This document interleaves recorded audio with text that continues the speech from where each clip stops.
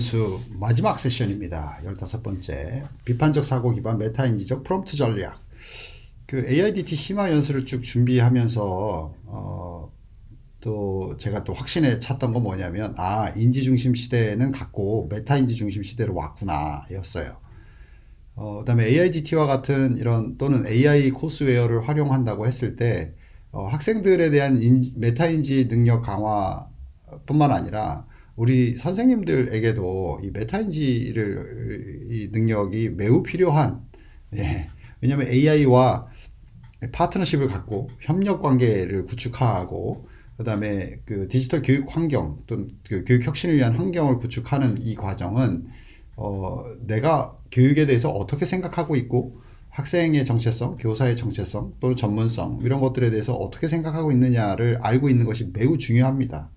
그래야 주어진 정보나 또는 서로 교육 정책 또는 교육 과정 관련된 내용들을 내가 어떤 식으로 이해하고 있고 이것에 어떤 변형이 필요한지 또는 변혁이 필요한지까지 갈 수 있고, 특히 AI를 활용함에 있어서 내가 무엇을 질문하느냐 어떤 식으로 질문을 끌고 가느냐에 따라서 그 결과물이 너무 다양하기 때문에 사실 이 주제 비판적 사고 기반 메타인지적 프롬프트 전략 이 주제에 있어서 저는 예시를 이제 보여드리는 거고, 선생님들께서 그 상황에 맞게 자신만의 프롬프트 전략을 아마 만드셔야 될 것 같아요. 이 프롬프트를 만들어내는 능력은 곧 비판적 사고와 메타인지 이 두 가지가 필요한 것 같습니다. 네, 그런 내용으로 구성되어 있어요. 그다음에 비판적 사고와 메타인지 이 두 가지를 연결시켜서 예시로 이제 보여드리는 게 지식 구성을 위한 메타인지, 그다음에 추론 평가를 위한 메타인지, 의사결정을 위한 메타인지로 볼 텐데, 이 지식 구성, 추론 평가, 의사결정이 비판적 사고의 세 가지 요소이기도 합니다. 예. 그리고 이것을 바탕으로 해서 AI 또는 타인과의 대화 또는 질문, 그다음에 협업적인 문제 해결 이런 것들을 하길 때 메타인지적 접근이 필요하기 때문에 이렇게 비판적 사고와 메타인지 요소에도 메타인지 지식, 메타인지 경험, 메타인지 조율 뭐 이런 것들이 있거든요. 그런 내용도 소개할 거고요. 그래서 그걸 합쳐서 새로운 프롬프트 전략을 제시한 것입니다.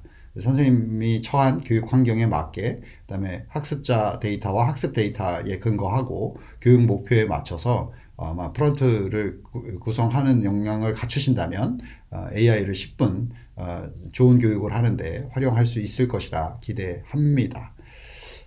먼저 이 비판적 사고와 메타인지에 대한 이야기를 살짝 좀 스토리텔링 형식으로 하려고 하는데, 이 영상을 녹화하기 전에 학생 한 명이 방문이 있어가지고 상담을 잠깐 하다가 이 이야기를 이 영상에 포함시켜야 되겠다 해서 급작스럽게 이제 스토리텔링이라고 해서 이런 거였어요. 어떻게 하면 나의 전문성을 갖추고 내가 졸업을 할 수 있겠는가, 이런 질문이었어요. 그러면 이 사회가 요구하는 인재는 어떤 인재인가 라고 했을 때 우리가 창의적이고 융합적으로 문제를 해결할 수 있는 역량을 갖춘 인재, 뭐 이런 식으로 이제 표현할 수 있잖아요. 그러면 질문이 그러면 우리가 뭐 대학에서 4년 동안 공부를 쭉 했을 때 그 커리큘럼이잖아요. 교육 과정을 통해서 이렇게 성장을 하는 거고 전문성을 갖추고 졸업하는 건데, 그러면 기존의 과정에서 우리는 어떻게 전문성을 길러왔는가라고 했을 때 학점 체계예요. 그래서 예를 들면 뭐 95점 이상이면 A 플러스고 90점 이상이면 A 학점이다라고 했을 때 우리는 그 95점을 맞기 위해서 노력했던 것 아니겠는가. 그것이 나의 창의적이고 융합적인 능력, 그 다음에 협업할 수 있는 능력, 이런 것들을 길러준다라고 전제했던 거 아니냐라고 했을 때 정말 그러한가라고 질문한 거예요. 이건 이제 비판적 사고잖아요. 그러니까 주어진 환경에 적응은 해야 하겠지만, 왜냐하면 인간은 사회에 태어나기 때문에 그 사회 환경에 적응해야지만 살아남을 수 있잖아요. 적응은 해야 하겠지만 인간은 또한 그 사회를 발전시키는 주체이기도 해요. 그렇기 때문에 주어진 환경에 적응하는 것뿐만 아니라 그 주어진 환경 자체에 대한 질문을 하는 거죠. 이것이 정당한가? 이것이 정말 우리가 지향하는 가치를 반영하고 있는가? 공정한가? 투명한가? 이런 것들 질문하는 거잖아요. 그래서 그러면 95점을 이상을 맞아서 A 학점을 받기 위해서 우리는 계속 노력을 했는데, 그렇게 노력을 했던 결과가 내가 스스로 알잖아요. 나의 창의적이고 융합적이고 비판적이고 뭐 이런 사고 역량이 길러졌냐라는 거예요. 또한 내가 선택한 전공에 대한 전문성을 갖추었냐라는 거죠. 대부분의 학생들이, 대부분이 아니라 100%가 이렇게 얘기해요. 아니요? 라고 대답한다는 거예요. 학생은 똑같이 얘기하더라고요.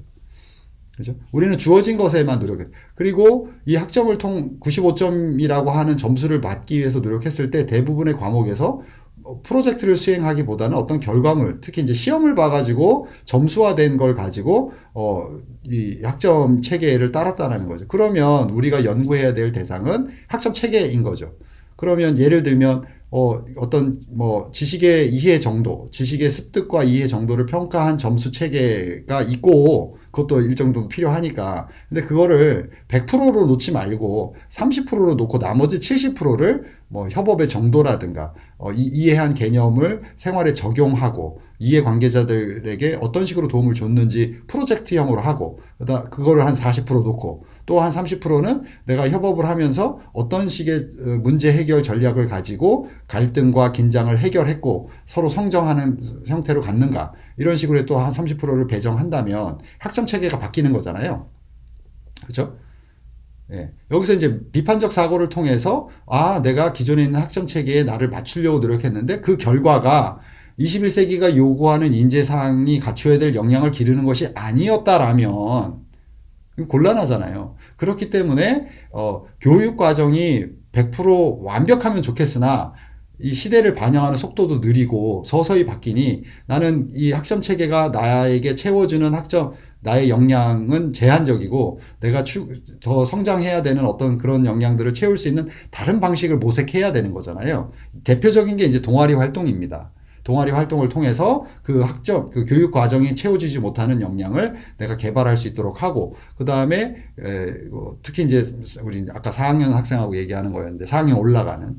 그러면 4학년 수업에서 내가 1년 동안 지속해야 될 나의 역량을 길러주고 나의 전문성을 갖춰야 될 분야와 주제는 무엇이고 어떤 식으로 연구를 할 것이며 그랬을 때 다른 과목에서 어떻게 필요한 지식과 기술들을 끌어낼 것인가. 그러면 수업에 적극적으로 참여하게 되겠죠. 이런 식의 이제 이야기를 하면서, 이 메타인지죠. 내가 지금 처해 있는 환경에 대한 자기 인식, 또 자기 자각. 그래서 비판적 사고와 메타인지를 기를 수 있는 기회가 그동안 너무 없었다라는 거예요.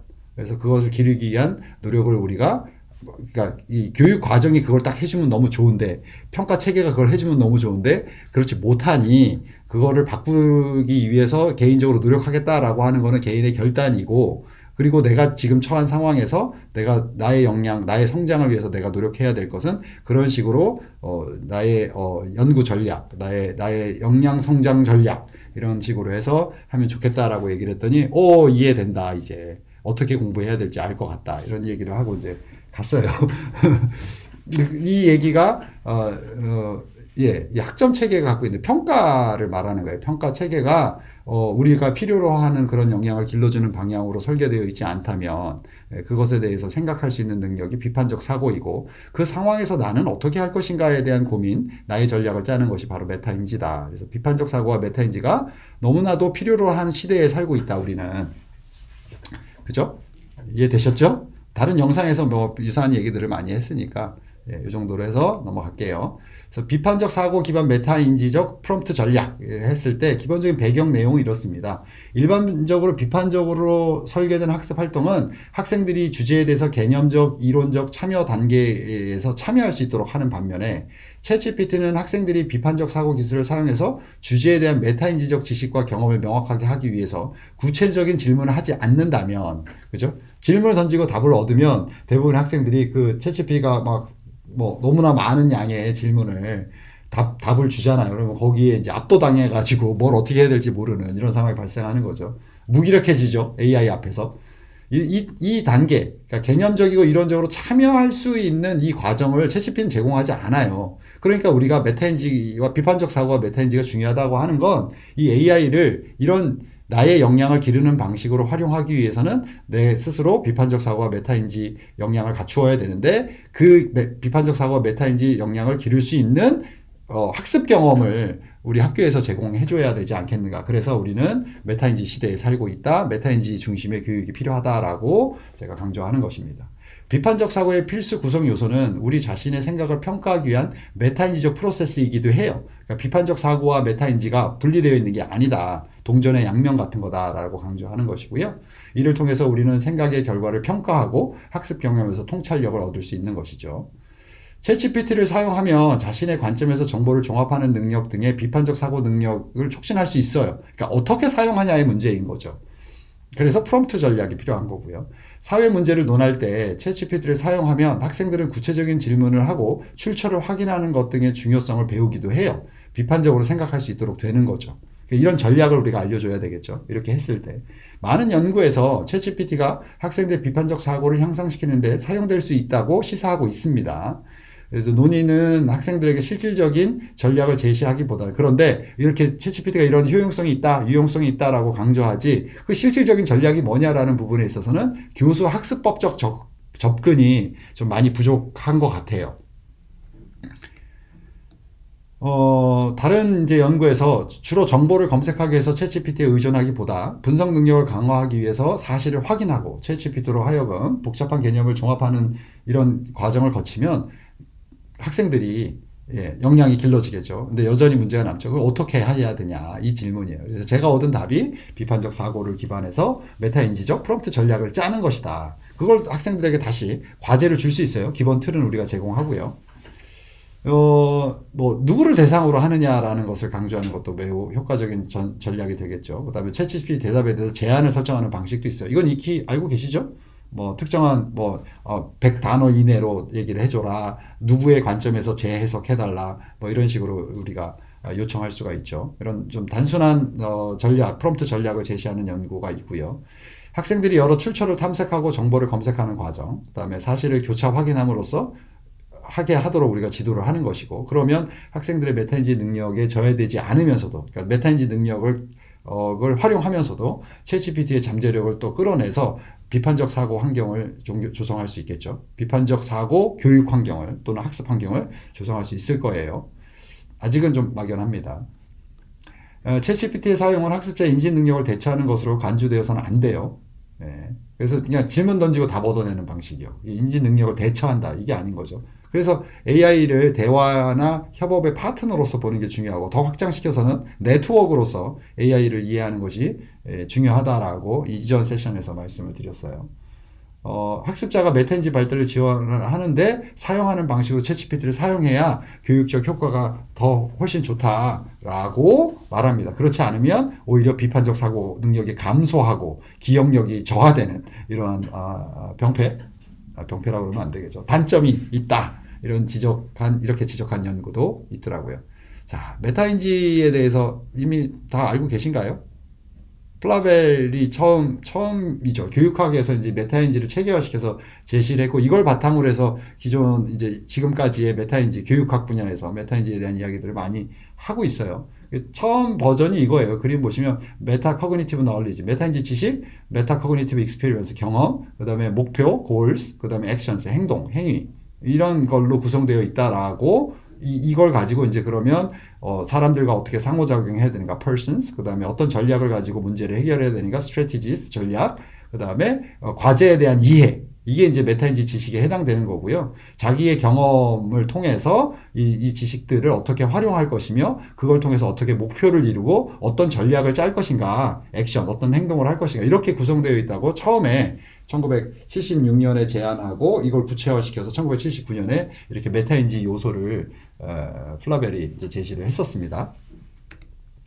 그 내용들을 이제 이게 그대로 많이 현대 교육에 연구에 또 적용되고 있는데요. 저는 이렇게 4가지를 핵심 요소로 나와요. 그 이후에 나온 것들에 보면. 그래서 메타인지 지식이 있고, 메타인지 경험이 있고, 메타인지 조율이 있고, 메타인지 전략, 이렇게 4가지로 나오는데, 이 조율과 전략은 합쳐도 무방할 것 같아요. 오히려 조율 내에 이 전략이 포함되는 것 같아요.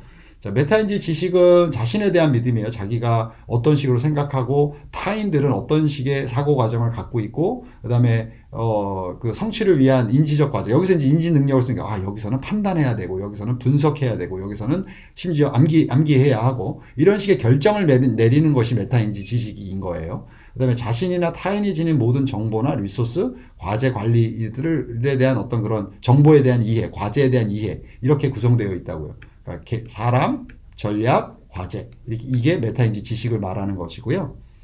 그 다음에 메타인지 경험은 의식의 흐름 과정에서 정보, 기억, 과거 경험, 그 다음에 현재 인지적 문제를 해결하기 위해서 이걸 가져오는 거예요. 근데 여기서 핵심은 제가 하이라이트 했듯이 정서적 반응이에요. 그래서 자기 효능감이 되게 중요하다고 하는 게 과거의 그런 어떤 어려운 문제들을 해결했을 때 그 자기 효능감이 높기 때문에 이 메타인지 경험이라고 하는 건 이렇게 형성된다고요. 그래서 어려운 과제를 가졌을 때, 새로운 과제를 만났을 때 그것에 대해서 적극적으로 참여하고 해결할 수 있는 어떤 전략을 구상하는 이 메타인지 경험에 기반하고 있고, 이건 자기 효능감과 직접적으로 연관이 있다.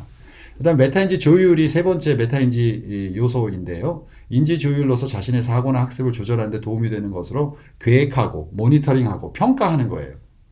이게 이제 사이클을 그린다라는 거예요. 어떤 과제가 있으면 거기에 따른 문제 해결을 계획하고, 그 다음에 모니터링하고 잘 되고 있는지 실행하면서, 그 다음에 평가하는 거고요. 이 순환 관계가 바로 성찰이라고 하는 거예요. 우리가 반성이라고 부르는 거, 리플렉션이 여기서 발생한다라는 거죠. 그러니까 메타인지 전략이 동반된다라고 제가 표현을 한 거고, 메타인지 전략. 그래서 메타인지 지식, 경험, 조율, 전략을 네 가지 요소로 봐도 되고, 근데 저는 세 가지 요소로 보는 게 더 적절한 것 같아요. 왜냐하면 여기서 계획, 모니터링, 평가라고 하는 성찰의 사이클이 진행되면서 전략이 생성되고 전략에 대한 평가가 일어나기 때문에 이 메타인지 전략이 조율에 속한다. 이 조율은 레귤레이션이에요. 메타인지 레귤레이션. 전략은 스트래티지고요. 예. 학습 목표나 전략을 상호 관계 지우면서 인지적 전략, 그다음에 메타인지 전략 이를 구분하고요. 메타인지 전략은 인지적 과정을 모니터링하고 인지적 목표를 계획하고, 그죠? 모니터링하고 계획하고 평가하고, 이거 같잖아요, 지금. 이 사이클을 갖는다고요. 이게 전략이 여기에 포함된다라고 제가 정의한 것이, 그래서 저는 메타인지 요소를 지식, 경험, 조율 이렇게 봅니다. 비판적 사고에 참여할 때 학생들은 자신의 사고 과정을 모니터링하죠. 적절한 목표를 비판적 사고에 참여할 때예요. 그러니까 비판적 사고, 그러니까 비판적으로 생각할 수 있는 기회가 제공되지 않으면 학생들은 자기의 사고 과정을 모니터링 안 하겠죠. 단 주어진 과제를 열심히 해서 좋은 결과를 내려고만 노력하겠죠. 지금의 교육이 아마 그러지 않나 싶어요. 적절한 목표를 향한 진전이 이루어지고 있는지 확인하고, 정확성을 또 확보하고, 시간과 정신적 노력 사용해. 그래서 내가 이만큼 노력해야 돼. 이런 것 어려움을 참아야 되는 이유도 여기에 있고, 이런 식으로 자기 통제가 가능해지는 거죠. 레귤레이션은 통제로 번역하기도 해요. 그래서 모니터링과 컨트롤, 통제. 여기는 자기 통제를 말하는 거예요. 메타인지의 기본적인 두 가지를 꼽으면 이런 식으로 또 표현하는 문헌들도 많아요. 그래서 메타인지 컨트롤, 통제, 그 다음에 메타인지 레귤레이션, 조율, 이 두 가지로 얘기하는 경우도 있어요. 메타인지는 비판적 사고를 개발하는 데 중요한 역할을 당연히 하고요. 더 나은 지식 습득을 위해서 자신의 사고 과정을 인식하는 것으로 구성됩니다. 그러면 어떻게 되겠어요? 성장하겠죠. 내가 나를 더 잘 아니까. 비판적 사고는 이러한 메타인지 메커니즘을 잘 작동하고 작용하는 과정이고요. 행동 및 감정을 인식하고 이를 통해서 잘 수행하지 않는 것을 이해하고 수정할 수 있는 기회를 또 주죠. 메타인지 과정과 비판적 사고 사이에 관련성이 있다는 증거는 많아요. 너무 많아요. 왜냐하면 인간이 사회적 동물이어서 그래요. 태어나 보니 사회의 구성원인 거잖아요. 사회에 대한 이해를 통해서 내가 성장하는 거고, 사회의 변화를 통해서 나도 나아지는 이 관계에 있잖아요. 변증법적 관계잖아요. 그래서 그렇다고요. 그래서 비판적 사고와 메타인지가 항상 동반되는 것이고, 근데 이 비판적 사고와 메타인지를 활용할 수 있고 발전시킬 수 있는 교육의 기회나 그런 경험이 많이 없으면, 매우 그렇게 아까 학점 체계 얘기하실 때 95점 이상이 A 플러스니까 나는 그걸 막기 위해서 노력할 거야 라는 계획만 있던 거죠. 그걸 통해서 나의 어떤 역량이 길러지고 그 길러진 역량을 가지고 이 사회의 구성원으로 어떻게 참여할 것까지는 못 가는 거잖아요. 그런데 그 노력했음에도 불구하고 결과론적으로는 나는 그런 역량을 갖추지 못한 거죠. 모두 A 플러스를 받았는데 그런 역량이 없다고요. 그죠? 그래서 기업에서 주로 인재를 뽑을 때 그 인재 뽑는 방식이 계속 바뀌는 거잖아요. 요즘은 컬처 핏? 이거에 대한 얘기를 많이 하더라고요. 컬처, 문화, 핏 맞아 떨어지는 거죠. 한번 찾아보십시오. 메타인지와 비판적 사고의 상호 의존성은 특정한 교수 전략의 탐구 모델에 의해서 증명되었으나 학습자의 정신구조 관점에서 이 둘을 중지하는 것에 대한 연구는 거의 없어요. 메타인지 따로 비판적 사고 따로 이렇게 막 돼 있고, 그리고 특히 이제 교수 학습 전략으로서 이거 어떻게 해야 되냐, 특히 AI 시대에 아직 그런 연구는 아직 보지 못했어요. 제가 그래서 그런 내용들을 좀 정리를 하면서 이렇게 비판적 사고와 메타인지적 프롬프트 전략이라고 이제 소개를 한 거고요. 사실은 이제 이 AIDT 심화학습 소개 내용 보셨으면 아실 텐데, 이걸 처음 보셨으면 모르시고, 당연히.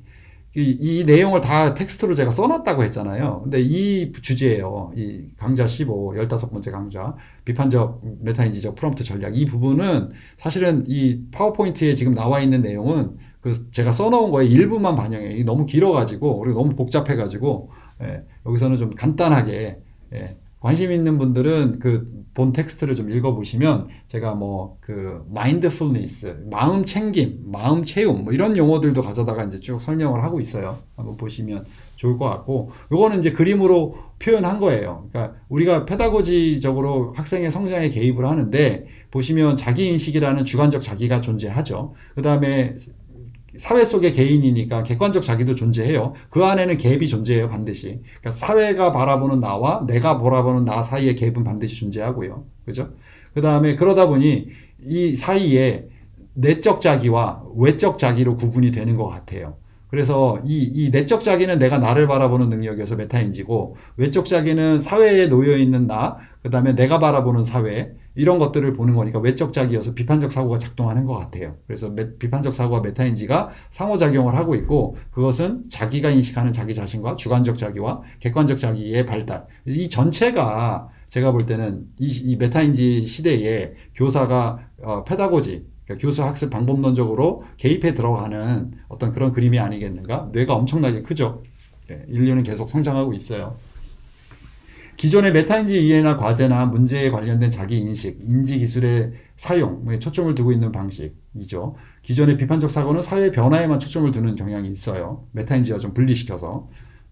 좀 사회과학의 영향을 받아서 그런 것 같아요. 기존의 마음이론은 자신과 타인에 대한 욕망, 사고, 믿음 등 정신상태, 멘탈 스테이터스, 멘탈리티에 초점을 두는 방식으로 분리되어 있었다라는 거예요. 저는 이게 교육학적으로 합쳐질 수 있다라고 보는 거고, 그것이 마침 AI 교육 시대에 적합한 모델이 될 것 같다라고 생각합니다.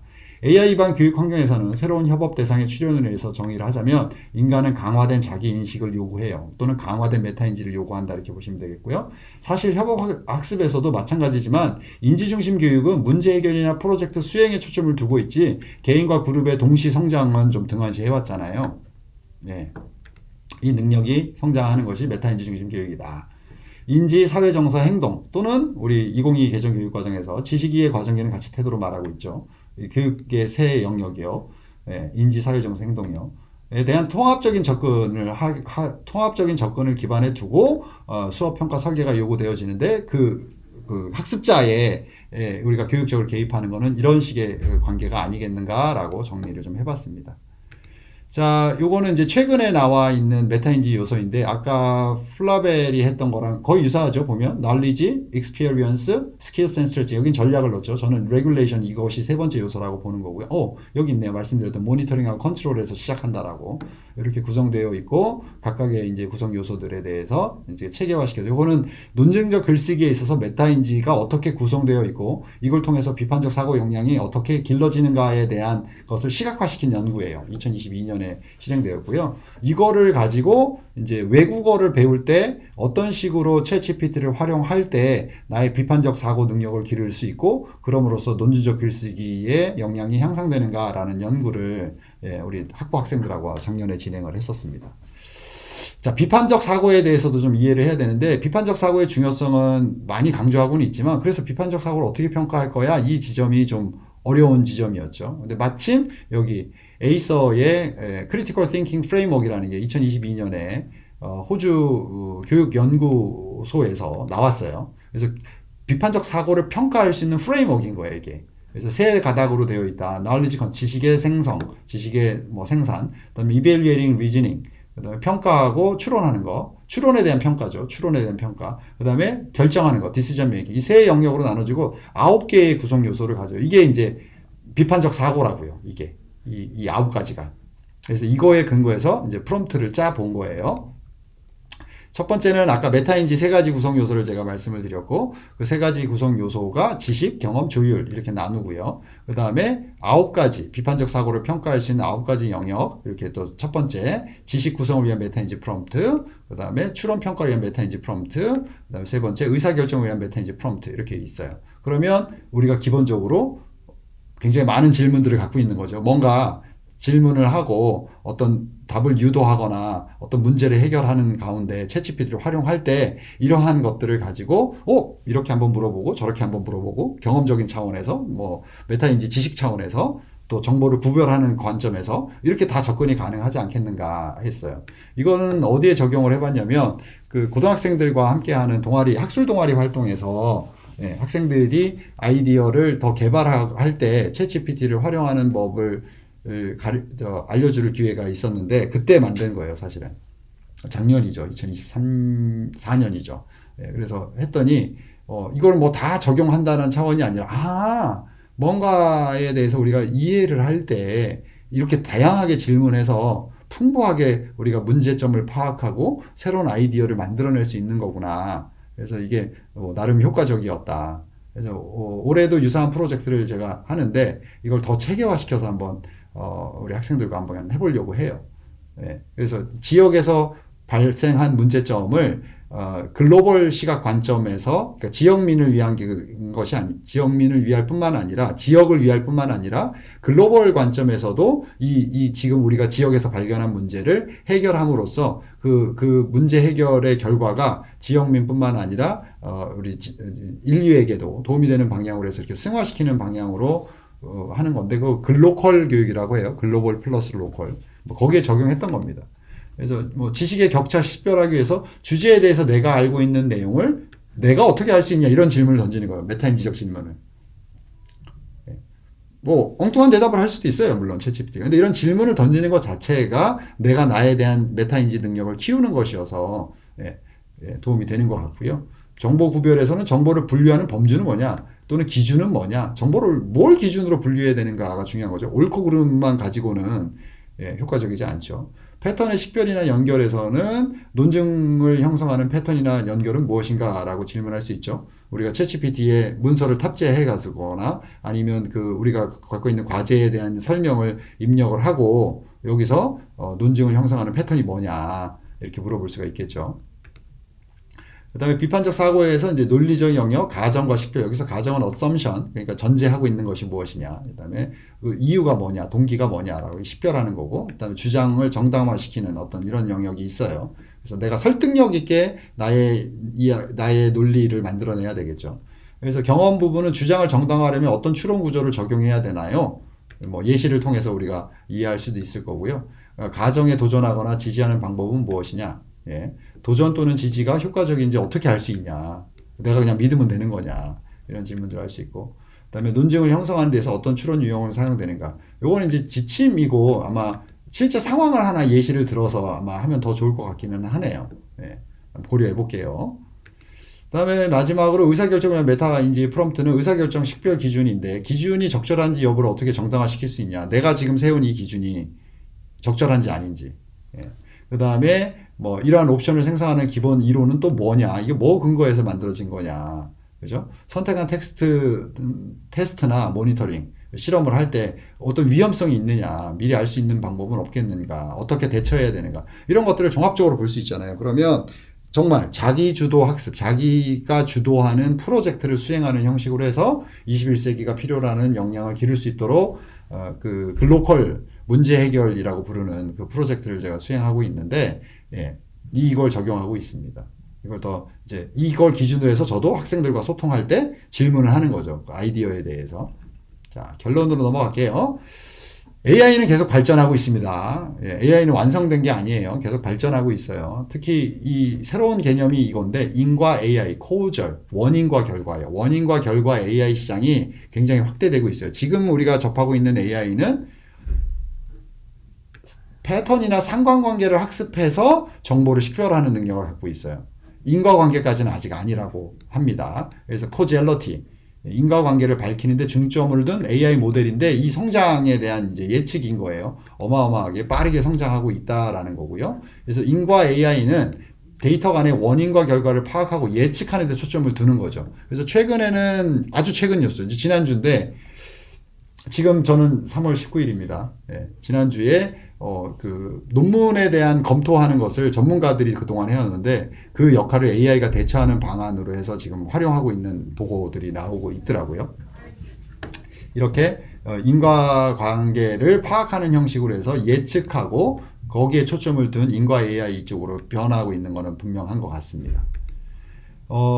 그리고 이제 이것도 들어보셨는지 모르겠는데 범용 인공지능이라고 불러요. 요 AGI, Artificial General Intelligence. 예, 그러니까 인간과 같은, 사람과 같은 지능 수준을 갖는 AI를 개발하는 이 노력들을 하고 있죠. 거기서 뭘 얘기하거든요. 하나는 현재 인공지능 모델의 데이터와 연산 규모를 극대화하는 방식으로 범용 AI, 그러니까 확장시키는 거죠. 어마어마하게 양질해야 되는데 그 비용이 너무 많이 든다는 거예요. 그래서 지금 그쪽 분야의 발전이 좀 주춤하고 있는 것이고요. 근데 또 다른 하나가 뭐냐면 현행 딥러닝과 거대 언어 모델 방식으로 인간 지능을 뛰어넘을 수 없기 때문에 새로운 방식을 추구하고 있는데 그게 메타인지라고 보는 거예요.